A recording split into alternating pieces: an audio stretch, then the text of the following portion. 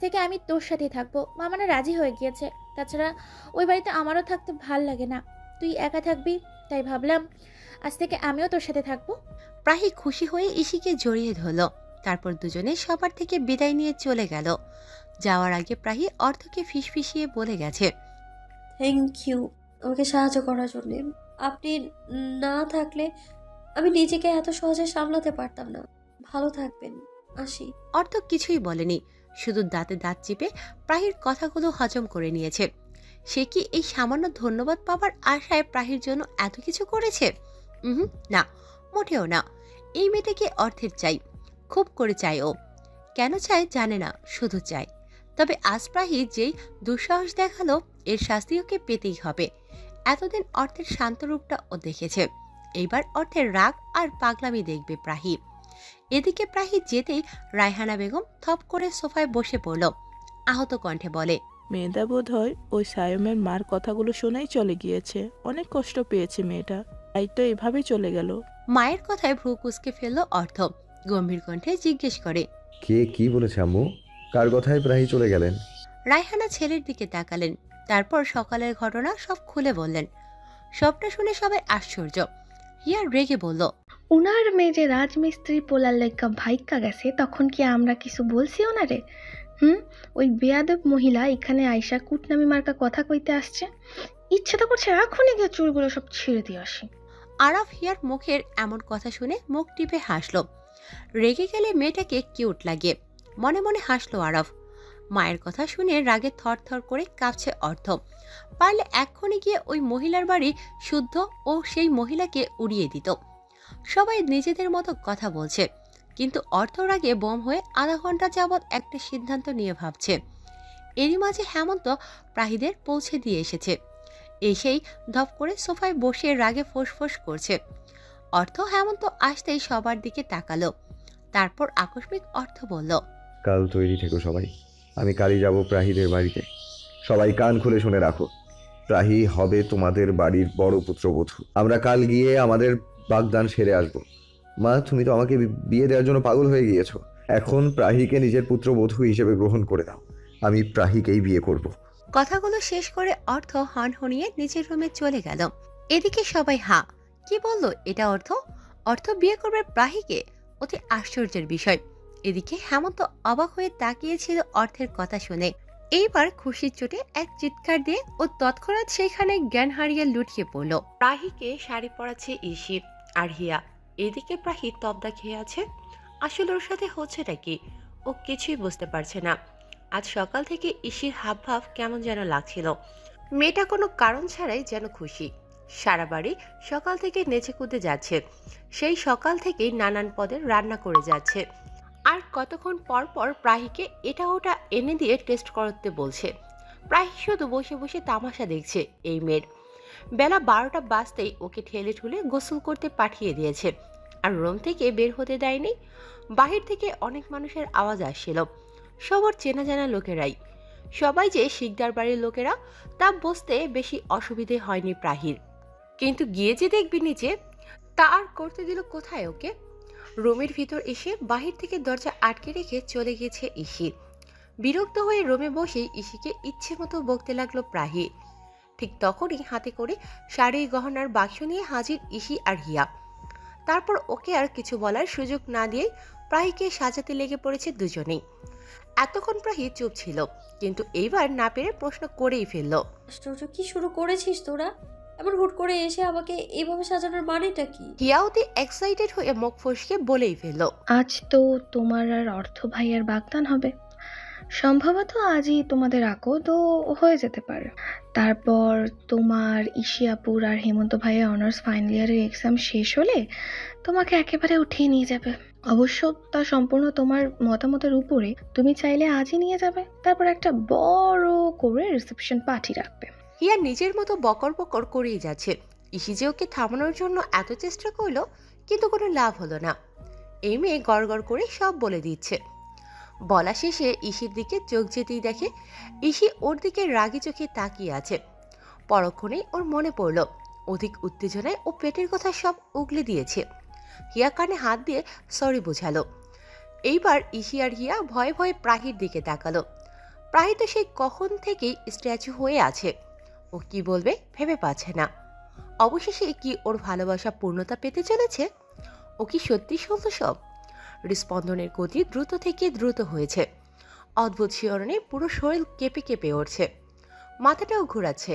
প্রাহি আর সহ্য করতে পারল না এইসব। জ্ঞান হারিয়ে ইসির গায়ে পড়ে গেল।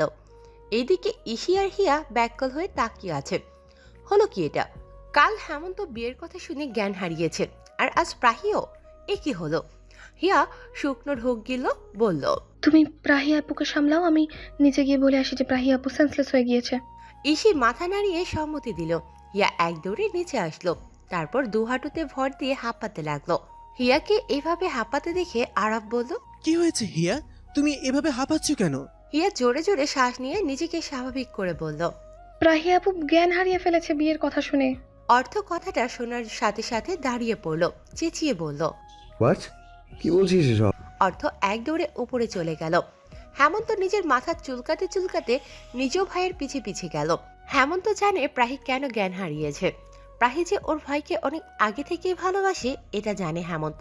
আর আকস্মিক এইভাবে প্রাহি আর অর্থের বিয়ের কথা শুনে যে প্রাহিও যে হেমন্তের মতো অতিরিক্ত শখ সহ্য করতে না পেরে যে জ্ঞান হারিয়েছে সেটা হেমন্ত ভালো করেই জানে। হেমন্ত ওপরে এসে দেখলো ইসি প্রাহির পাশে বসে আছে। হেমন্ত এক পলক ওর ভাই আর প্রাহির দিকে তাকিয়ে এগিয়ে গিয়ে ইসির হাত ধরে টেনে হিস্ট্রি রুমের বাহিরে এনে রুম বাহির থেকে লক করে দিল।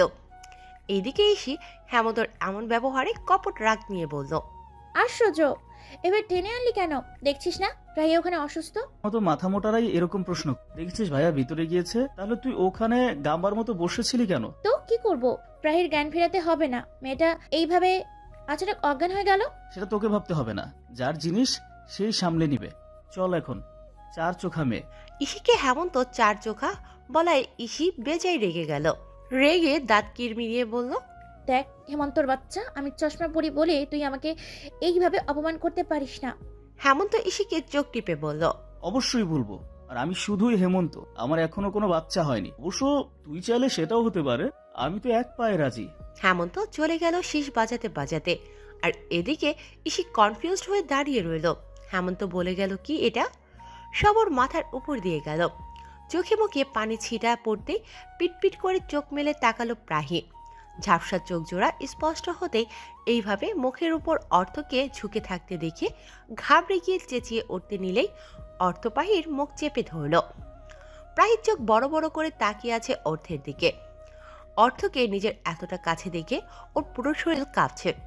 অর্থ লাল রাগে চোখ নিয়ে তাকিয়ে প্রাহির দিকে। চেঁচাতে যাচ্ছিলেন কেন স্টুপিড? প্রাহি অসহায় চোখে অর্থের দিকে তাকালো। অর্থ বুঝতে পেরে প্রাহির মুখ থেকে হাত সরিয়ে নিল। অর্থ এবার একটানে প্রাহিকে শোয়া থেকে উঠিয়ে নিয়ে নিজের সাথে চেপে ধরল। প্রাহি ভয় পেয়ে গেল। দুহাত অর্থের বুকে রেখে ভয়ার্ত দৃষ্টিতে তাকালো অর্থের দিকে। কাপা গলায় বলল, করছেন আপনি? অর্থ তেজি কণ্ঠে বলল, কাল কার অনুমতি নিয়ে আপনি চলে এসেছেন এই বাড়িতে? হ্যাঁ, আমি দিয়েছিলাম অনুমতি। কেন আসলেন? এতটুকু বুক কাঁপেনি যে আমাকে রাগালে কতটা খারাপ হবে আপনার জন্য? সামান্য বাহিরের মানুষের কথা শুনে আপনি হুট করে একটা সিদ্ধান্ত নিয়ে চলে এলেন এই বাড়িতে। আপনার তো দেখি বড্ড বেশি পাখা গজিয়েছে। পাখা গজালে এই অর্থ সেই পাখা কেটে দিতেও পারে। Got it? প্রাহি ভয়ে কাঁপাকাঁপি শুরু হয়ে গেল। কোনো রকম তুতলিয়ে বলল, দেখুন। প্রাহিকে বলতে না দিয়ে ওর দিকে আরো গভীরভাবে তাকালো অর্থ। বলল, দেখছি তো। এখন আপনি আরো অন্য কিছু দেখাতে চাইলে আই হ্যাভ নো প্রবলেম। অর্থর ইঙ্গিত বুঝতে পেরে লজ্জায় প্রাহির গাল কান গরম হয়ে উঠল। সাথে সাথে চোখ নামিয়ে নিল প্রাহি। এই লোকটা যে এমন ঠোঁটকাটা স্বভাবের হবে জানা ছিল না প্রাহির। এইভাবে লাগামহীন কথা বলে ফেললো ওর সামনে। ছি! অর্থ প্রাহির গাল চেপে ধরে প্রাহিকে নিজের মুখোমুখি করলো, দাঁতে দাঁত চেপে বলল, লিসেন, আর কোনোদিন আমার মতামতবিহীন কোনো কিছু করার দুঃসাহস করবেন না, তাহলে কিন্তু ভালো হবে না। প্রাহি ভুরু কুঁচকে তাকিয়েছিল। গালে ব্যথা পাচ্ছে প্রাহি, তাও নিজের ব্যথাটুকু সামলে নিয়ে সাহস জুগিয়ে বলল, কেন আপনার সব কথা শুনতে হবে? কেন? অর্থ ভয়ানক দৃষ্টিতে তাকালো প্রাহির দিকে। মনে হয় এখনই ওকে এই চোখ দিয়ে ধ্বংস করে দেবে। রাগী কণ্ঠে বলল, আমাকে রাগাবেন না প্রাহি। আর আমার কথা কেন শুনতে হবে তা একটু পরেই টের পাবেন আপনি। ভেবেছিলাম আজ শুধু বাগদান করে রাখবো, আপনার উপর কোনো প্রেশার দেব না, কিন্তু কাজটা আপনি ভালো করলেন না। এটা শাস্তি হিসেবে আজ এক্ষুনি আপনার আর আমার বিয়ে হবে, কাগজে কলমেও আর শরীয়ত মোতাবেকও। আমি আজই আপনাকে আমার সাথে নিয়ে যাব, তারপর আপনাকে হাড়ে হাড়ে বুঝাবো আমার কথা আপনার কেন শুনতে হবে। Miss Prahi, be ready for being Mrs Prahi. Prahi অবাক হয়ে তাকিয়ে আছে অর্থের দিকে। প্রাহি এতক্ষণ ভাবছিল শিকদার বাড়ির লোকেরা বুঝি অর্থকে জোর করে ওকে বিয়ে করার জন্য, কিন্তু এখানে তো অন্য কিছু। এই লোক নিজে নিচে কুদে এখানে চলে এসেছে, আর ওরই সামনে ওরই বাড়িতে এসে থ্রেট দিল। প্রাহিকে এইভাবে ড্যাব ড্যাব করে তাকিয়ে থাকতে দেখে ধমকে ওঠে অর্থ। উঠুন, নিজেকে ঠিকঠাকভাবে রেডি করুন। আমি কিন্তু কাল থেকে প্রচণ্ড রেগে আছি, আমার রাগ আর বাড়িয়ে দিবেন না। লক্ষ্মী মেয়ের মতো রেডি হয়ে নিচে আসুন, আমি হিয়া আর ঋষিকে পাঠাচ্ছি। অর্থ কথাগুলো বলেই হান হান করে চলে গেল, আর ওর চলে যাওয়ার পথে তাকিয়ে থেকে প্রাহির ঠোঁটের কোণে হাসি ফুটে উঠল। কবুল বলো মা। কবুল কবুল কবুল। আস্তে ধীরে 3 বার কবুল বলল প্রাহি। অর্থ অনেক আগেই কবুল বলে বসে আছে, শুধু প্রাহির কবুল বলার জন্যই অপেক্ষা করছিল। প্রাহি কবুল বলাতেই সবাই আলহামদুলিল্লাহ বলে উঠল। প্রাহির চোখ বুঝল, 2 চোখ বেয়ে নোনা জল গড়িয়ে পড়ল। ওর বিয়েটা তো এভাবে হওয়ার কথা ছিল না।